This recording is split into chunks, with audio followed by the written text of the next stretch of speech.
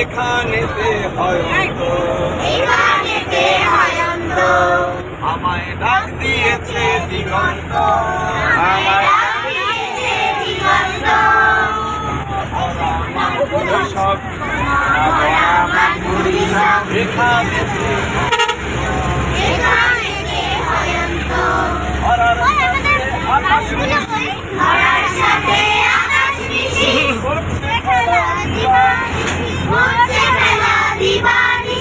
ধরার সাথে আকাশ মিশি করছে খেলা দিবানিশি, নীলাম্বরে স্বর্ণভূষণ, যে রূপ কে জানতো, হারো হারো হারো হারো হারো হারো।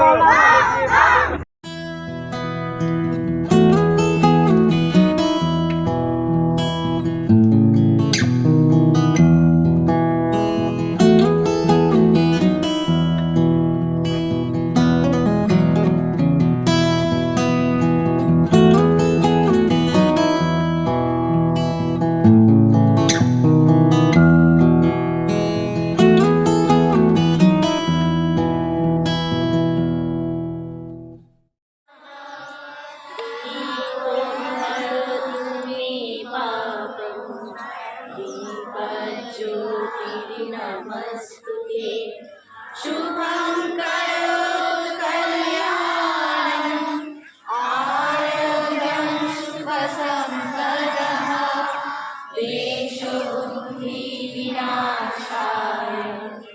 आत्मज्योतिः नमस्तुते आत्मज्योति प्रदीप्ताय ब्रह्म।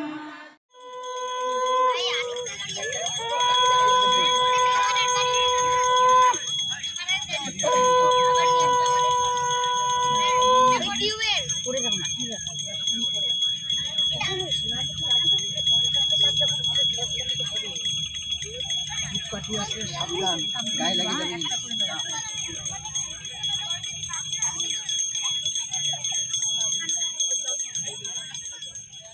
আশীর্বাদ দেবেন, একটু উলুধ্বনি শঙ্খধ্বনি।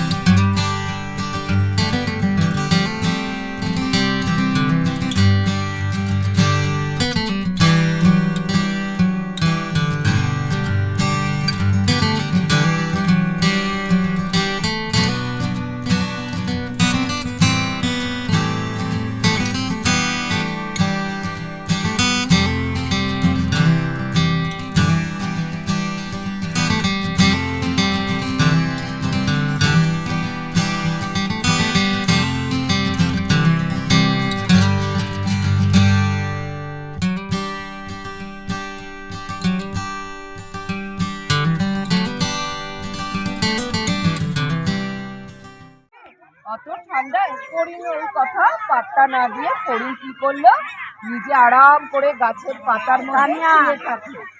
তারপরে কি হলো, এরকম করতে করতে পিঁপড়েরা সারা শীতের জন্য খাবার ওদের গর্তের মধ্যে মজুত করলো।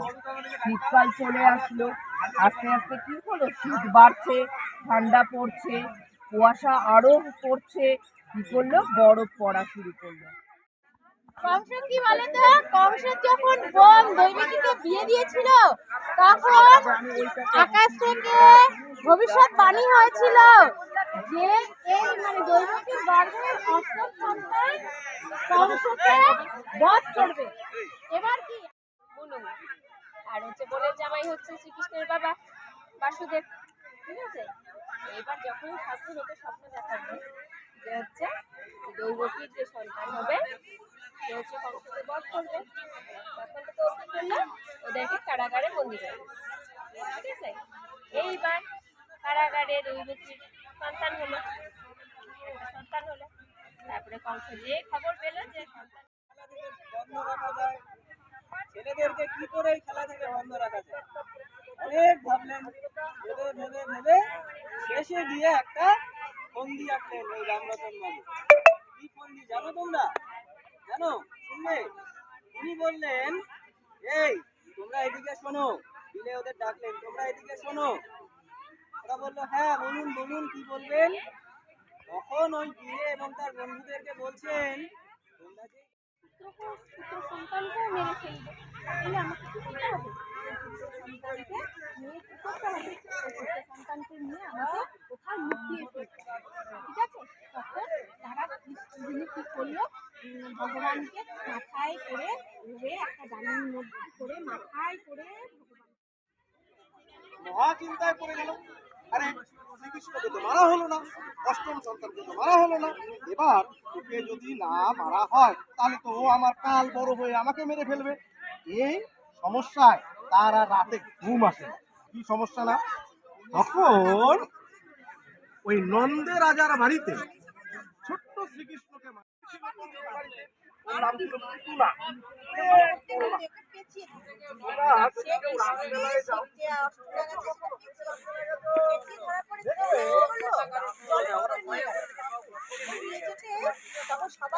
বেরিয়ে গিয়ে তারপরে দেখলো কি ওখানে বেরিয়ে গিয়ে জানলা দিয়ে তাকালো, দেখলো ঘুম ভাঙলো, ঘুমালে করে কি করছিল, ধ্যান করছিল, ধ্যান ভাঙলো না। যখন নরেন কোনো কাজ করতো খুব মনোযোগ দিয়ে কি করতো, মনোযোগ দিয়ে কাজ করতো।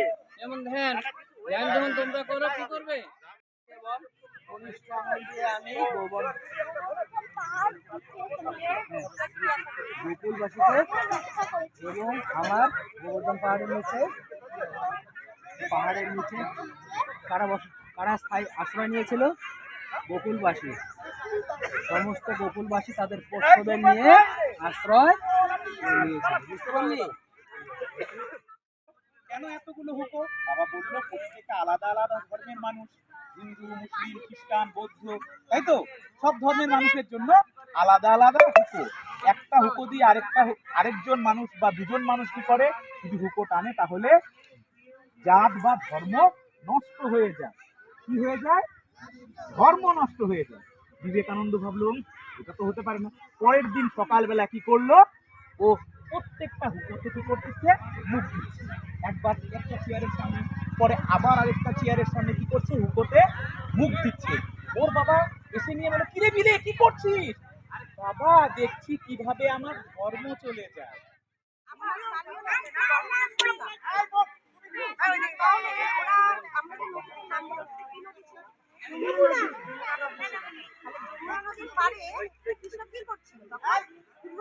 বন্ধুদের সাথে বল ছোড়াছুড়ি খেলছিল, তাই তো? বল ছোড়াছুড়ি খেলতে খেলতে বলটা ফেটে পড়েছিল, জলে গিয়ে পড়েছিল। তারপর সেই জলটা কি ছিল, ভালো না খারাপ? বিষাক্ত ছিল জলটা, তাই না? সেই জলটার নিচে কি ছিল না, কি ছিল, সাপ